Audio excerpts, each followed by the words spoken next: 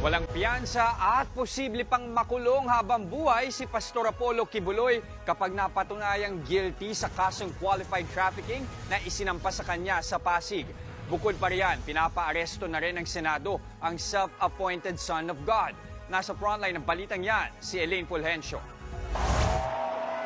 Kinasuhan na sa magkahiwalay na korte ng Davao City Prosecutor's Office ang leader ng Kingdom of Jesus Christ na si Pastor Apollo Kibuloy. Naharapang pastor sa kasong sexual abuse at pangmamaltrato sa korte sa Davao City. Habang Department of Justice nang nag-endorse ng kasong qualified human trafficking sa korte sa Pasig. Ang mga kasong yan may kaugnayan sa mga umano'y pang-aabuso sa mga miyembro umano ng Kingdom of Jesus Christ ng pastor. Bukod kay Kibuloy, akusado rin sa mga kaso ang 5 niyang kasama na sina Jacqueline Roy, Crescente, Pauline at Ingrid Ganada at isang Silva Simanes.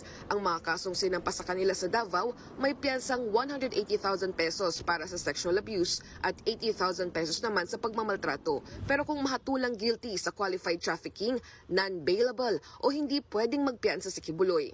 Pwede pa siyang habang buhay na makulong at pagmultahin ng hanggang 5 milyong piso. Bukod sa mga isinampas sa kanya sa korte, pinaaresto na rin ngayon ng Senado ang pastor. Pirmado na nga ni Senate President Mig Zubiri ang arrest warrant dahil ito sa paulit-ulit na hindi pagsipot sa mga pagdinig ng komite ni Senator Riza Hontiveros. Sana si Kibuloy din hindi tumakas, kaya nga't nauna na akong nanawagan sa Bureau of Immigration, bantayan yung ating mga borders para hindi doon makatakas si Kibuloy.